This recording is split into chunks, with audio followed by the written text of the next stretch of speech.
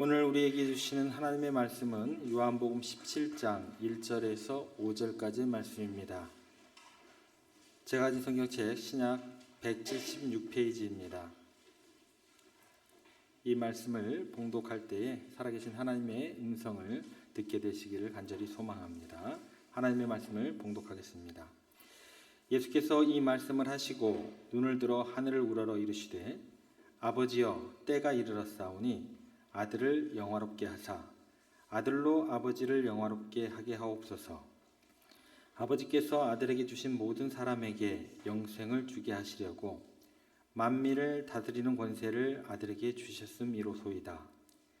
영생은 곧 유일하신 참 하나님과 그가 보내신 자 예수 그리스도를 아는 것이니이다.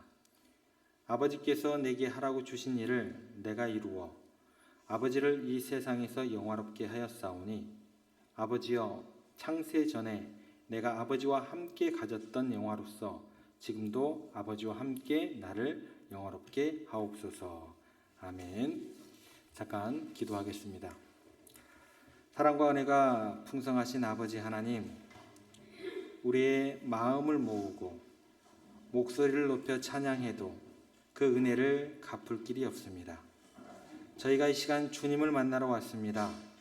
주님의 은혜를 사모하며 왔습니다. 오늘 이 예배 가운데 우리와 함께하여 주시고 또 우리를 새롭게 하여 주시며 찬양과 말씀을 통하여 하나님을 대면하는 기쁨이 있게 하여 주시옵소서.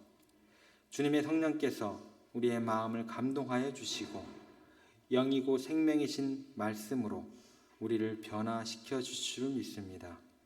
우리의 미래를 열어주시고 용기를 주시고 하나님의 뜻이 우리를 통해 이루어지는 귀한 역사가 있게 이 시간 우리를 온전히 다스려 주시고 인도하여 주시옵소서.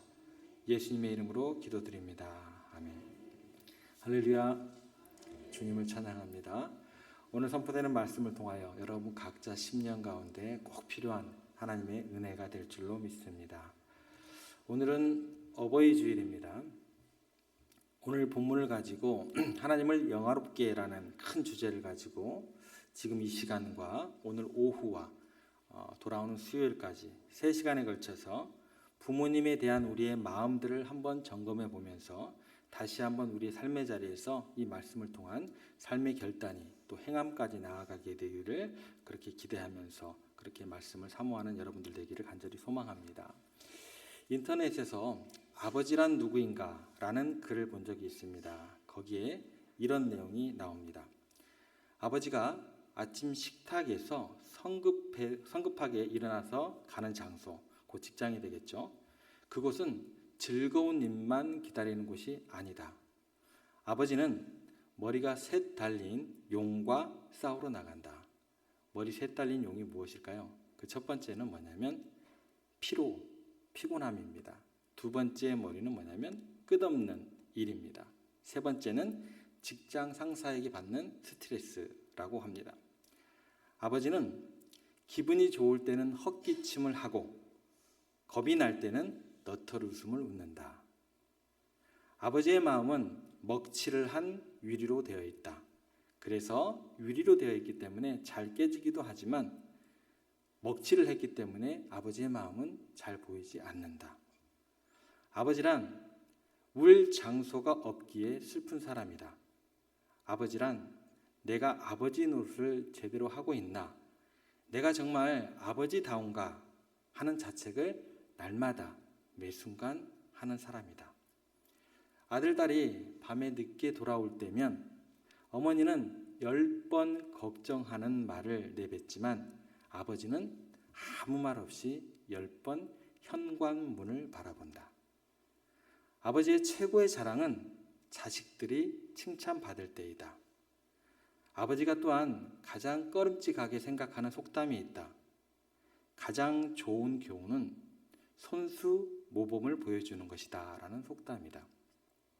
아버지는 늘 자식들에게 그럴듯한 교훈을 하면서도 반면 실제 자신이 모범이 되지 못하는 것 때문에 이 점에 대해서 미안하게 생각도 하고 또 남모르는 어떤 후회와 컴플렉스를 가지기도 한다.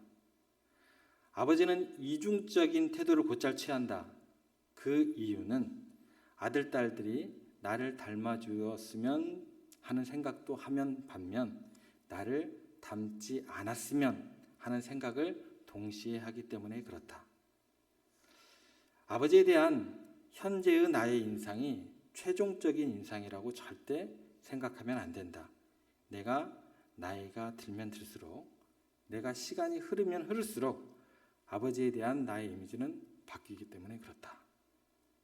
그 이미지가 내가 나이가 들면 들수록, 시간이 흐르면 흐를수록 어떻게 바뀔까요? 영상 하나 보겠습니다. 영상 틀어주세요.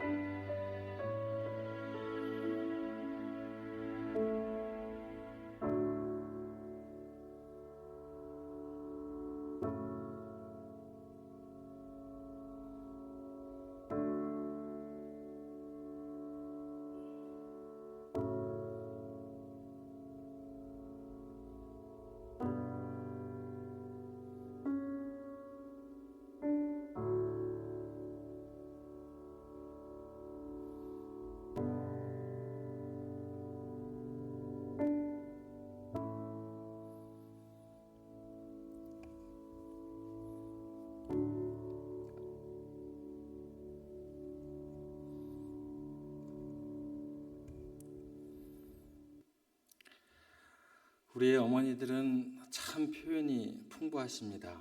그래서 마음 가운데 있는 그 사랑, 말로 다 표현을 하시는 어머니의 사랑입니다.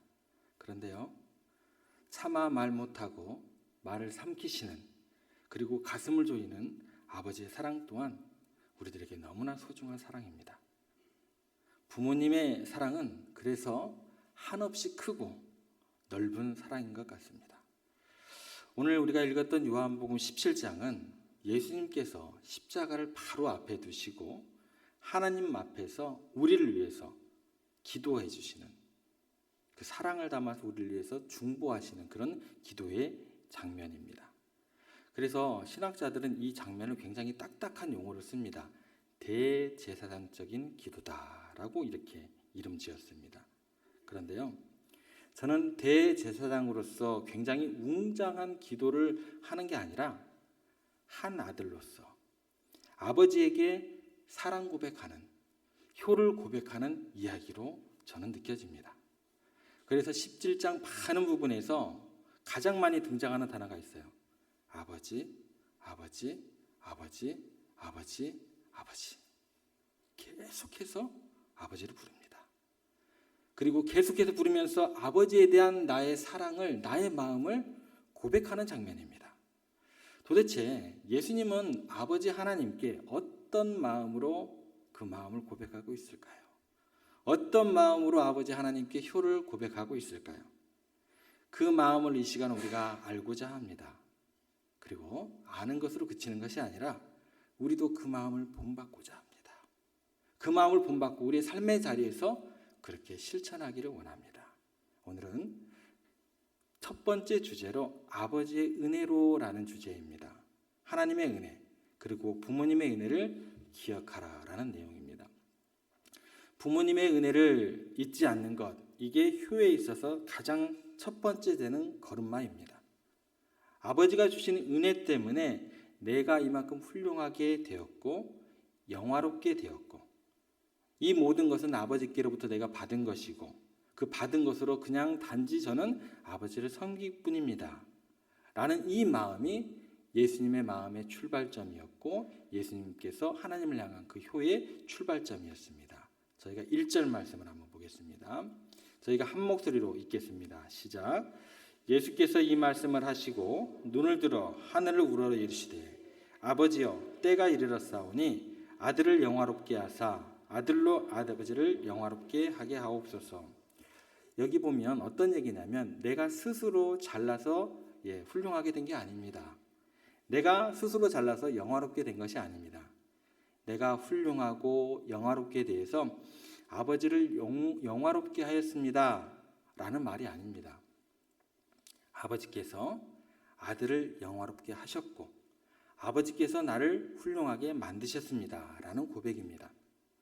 나를 만들어주셨고 나를 키워주셨기 때문에 아버지께서 나를 영화롭게 하셨기 때문에 그것으로 이 아들이 아버지께 영광을 올려드리고 있습니다 라는 고백을 하고 있습니다.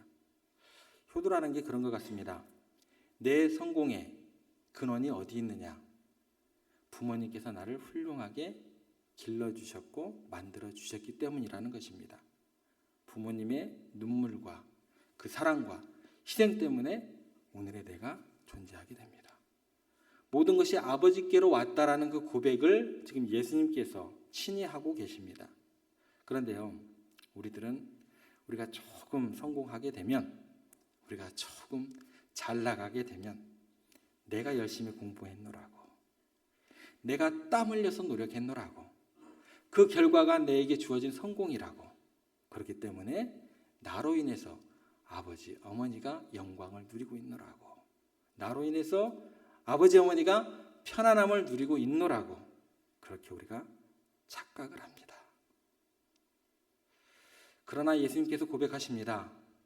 아버지께서 내게 주셨기 때문에, 부모님께서 나를 영화롭게 하셨기 때문에 라는 것을 너무너무나 강조하고 있습니다.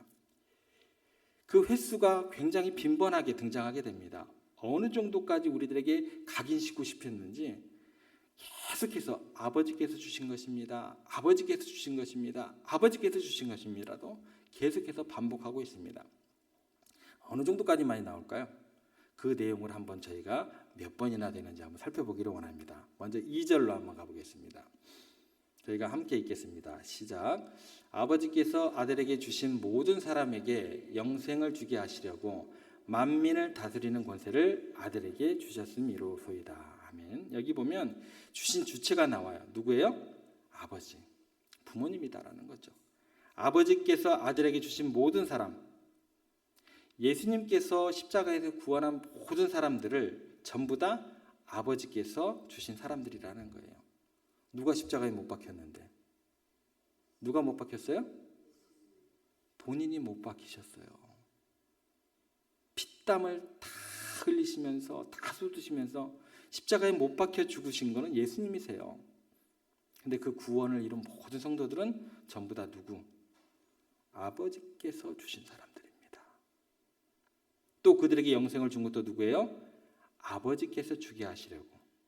내게 주어진 그 만민을 다스리는 권세, 내가 잘나서가 아니다라는 거예요. 그 모든 것들을 다스리게 하시려고 아버지께서 내게 주셨다라고 고백을 하고 있습니다. 예수님 부활해서 온 세상 권세를 다스리는 다스리는 권세가 있음에도 불구하고 그 권세 모든 게 아버지께로부터입니다. 철저하게 시작과 끝 모든 것이 아버지께로부터 주어진 것입니다라고 고백을 하고 있습니다. 또 반복하는 내용이 나옵니다. 4절 말씀 한번 보겠습니다. 아버지께서 내게 하라고 주신 일 내가 이루어 아버지를 이 세상에서 영화롭게 하였사오니, 예수님이 하는 일, 비전, 사명, 꿈 이런 것들이 자기 스스로 생성된 게 아니라는 거예요. 아버지께서 내게 꿈꾸게 하신 것입니다. 아버지께서 내게 하려고 하셨던 그런 일들입니다. 어떤 사람들이 여러분들에게 훌륭한 일을 했다고 칭찬을 했을 때 그거 제가 한 게 아닙니다 라고 이야기를 하게 되면 무슨 말이 돼요? 그 시킨, 그것을 부탁한 그 사람에게 영광을 올리게 되는 것입니다. 아버지께서 내게 하라고 주신 일을 내가 이루었습니다 라고 하는 것은 아버지께 온전히 영광을 다 올려드리는 고백이 됩니다. 비전도 꿈도 제가 아버지께로부터 받았습니다. 이런 사람이 되라고 하셨잖아요. 이게 뭐예요? 이게 효도입니다.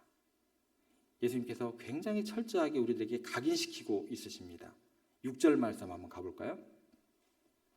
세상 중에서 내게 주신 사람들에게 내가 아버지의 이름을 나타내었나이다. 그들은 아버지의 것이었는데 내게 주셨으며 그들은 아버지의 말씀을 지켰나이다.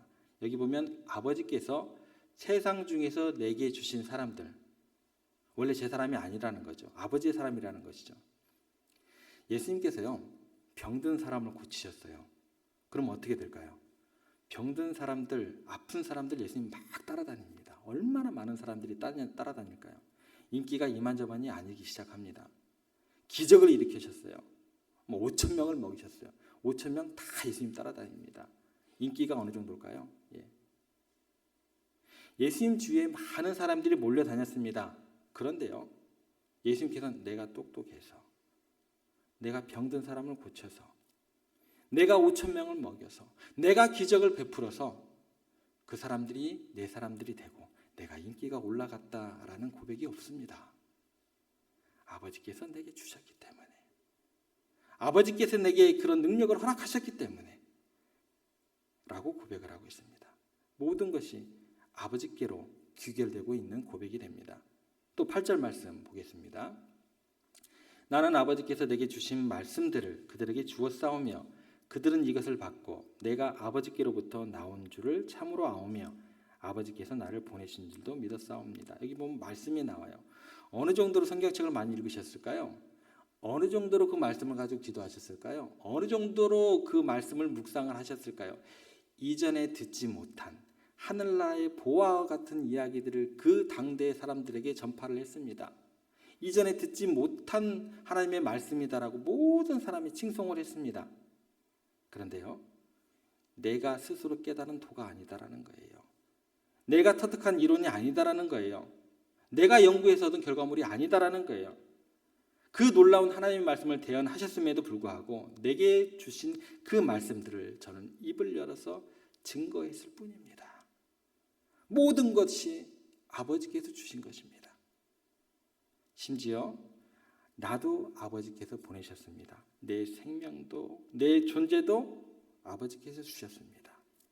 모든 것이 아버지께로부터 주어진 것이라고 고백하게 됩니다. 7절 말씀 한번 가보겠습니다. 지금 그들은 아버지께서 내게 주신 것이 다 아버지로부터 온 것인 줄 알았나이다. 아버지께서 내게 주신 것들이 다 아버지께로부터 온 것인 줄 사람들이 알게까지 했어요. 그 능력, 그 기적, 그 인기, 그 말씀의 어떤 그 능력 모든 것을 가지고 내가 올라가는 게 아니에요.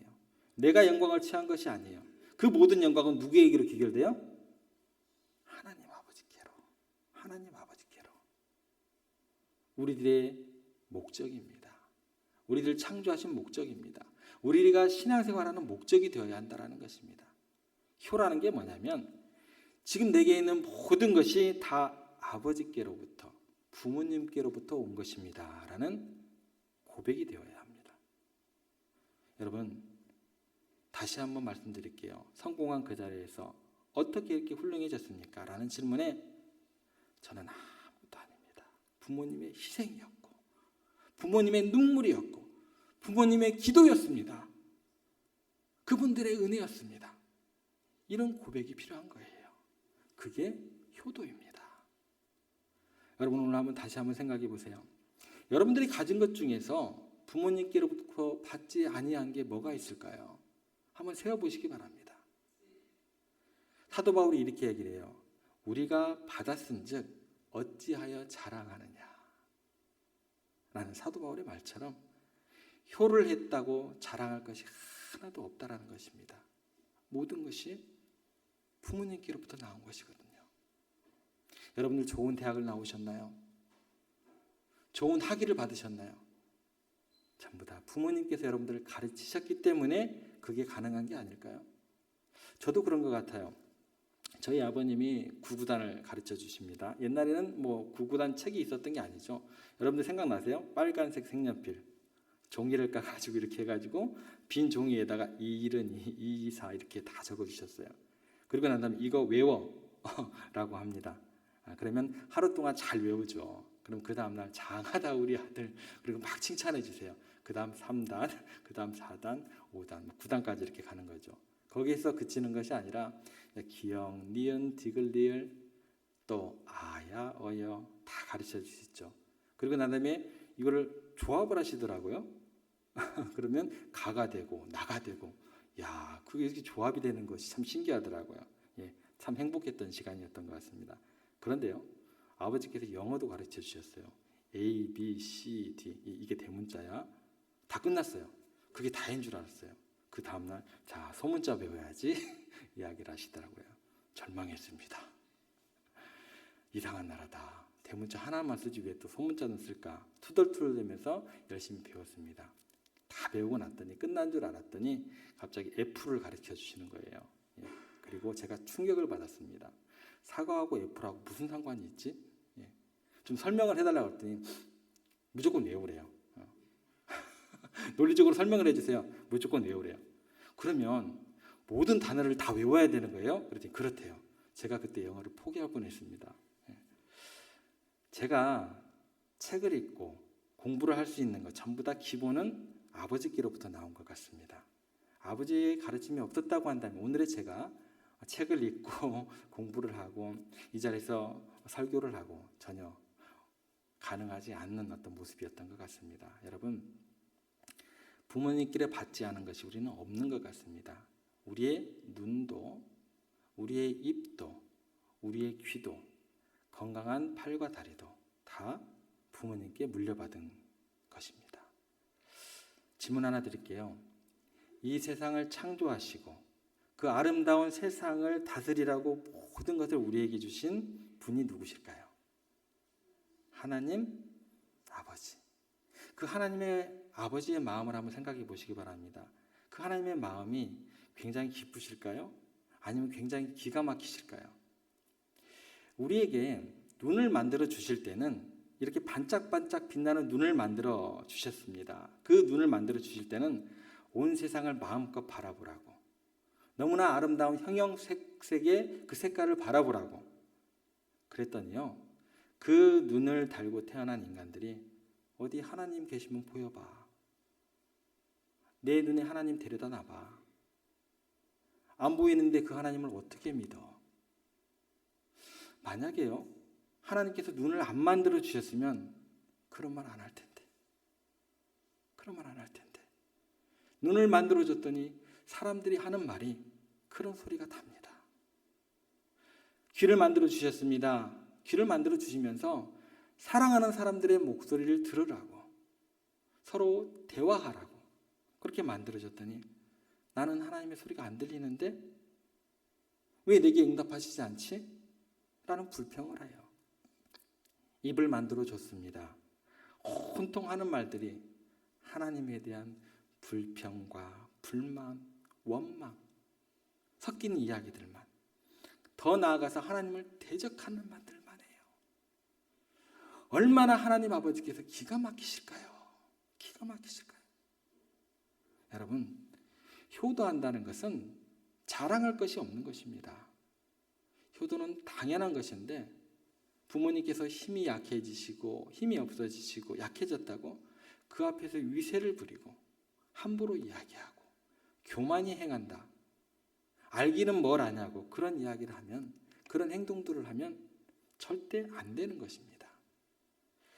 누가복음 15장에 두 아들이 나옵니다. 큰아들과 작은아들. 여러분 생각하기에 그 두 아들 중에 어떤 아들이 더 나쁜 아들일까요? 여러분들은 어떤 대답을 하실 수 있으실까요?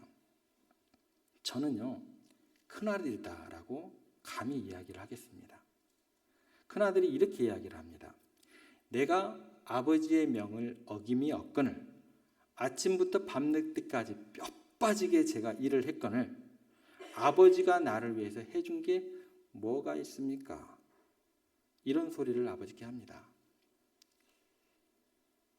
자기가 말씀 들었던 거 가지고, 자기가 순종을 했던 것 가지고, 자기가 한 거 가지고 아버지를 비난하고 있습니다. 이건요, 불효입니다.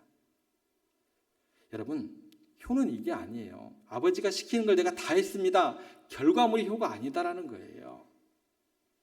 제 아무리 아름다운 것들 드러낸다고 할지라도 그건 효가 아닙니다. 제 아무리 큰 성공을 한다 할지라도 그건 효가 아니에요.